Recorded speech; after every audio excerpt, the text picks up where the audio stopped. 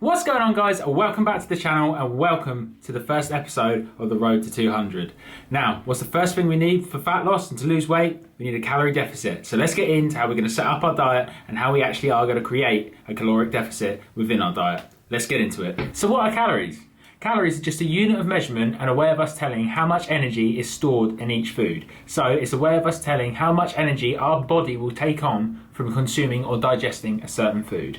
Okay, so before we start to create a caloric deficit, we need to find out what our calorie maintenance is. The easiest way to do this is take your body weight in pounds and to times it between 14 to 16. So let's use me as an example and calculate my calories for a fat loss phase. Okay, so let's break out the good old whiteboard. Here we have me, 222 pounds, I'm 6'2" with quarantine hair. Now, to find my maintenance calories, I need to take my body weight and times it between 14 to 16. My lifestyle, my activity level, I'm right in the middle, I'm at 15. So I do 222 times 15, which gives me 3,330 calories.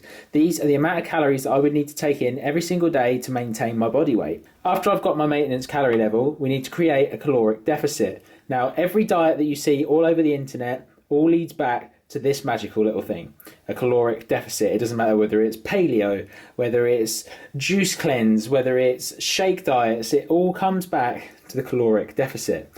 A good amount of calories to take out of your diet to create a calorie deficit is 500 calories. 500 times 7 is 3,500, and that around about equates to a pound of fat.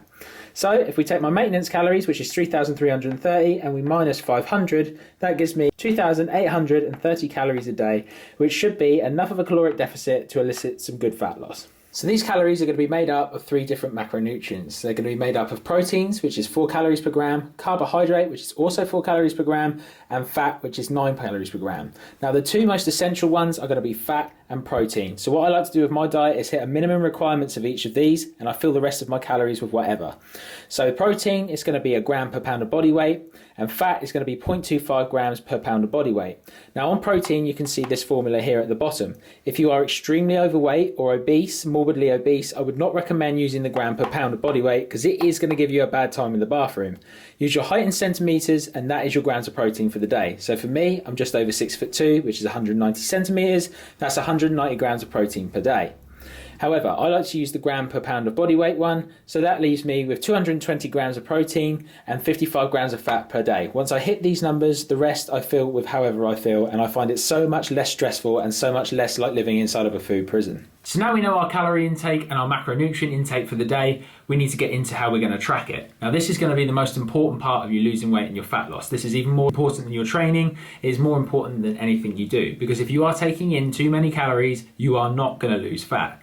I like to use an app called MyFitnessPal. You can download it from the App Store. It goes straight onto your phone, and on that you can scan your barcodes of all your foods, etc, etc. It's got a massive database in there that you can choose from of all your different foods. It's even got a lot of the restaurants and stuff like that that you can also add to. So you just go into it, you go into the settings, you set up your diet, and you've literally got your whole food diary in your pocket at all times.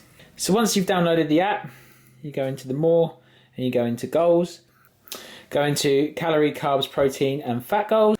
At the top here, depending on whether you've got the premium one or whether you've got the one that's for free, you just enter into here and you can adjust all of your calories, all of your macronutrients and your intake. Once you've set that up and you found a food that you want to scan, for example, if I want to scan these bagels, I literally just find the barcode, hit add food, hit the barcode, scan the barcode, and as you can see there, that's popped straight up with a sliced white bagel, 100 grams. So I look on the back of the packet and I can see an average bagel right here is about 80 grams. So on the MyFitnessPal, you just click here, 0.8, because it's a 100 gram unit, tick, tick, and that's added that to our calories. So hopefully you found this video helpful in setting up your fat loss diet. Like, subscribe, and if you've got any questions, pop them down below and I'll get back to you. I'll see you in the next one.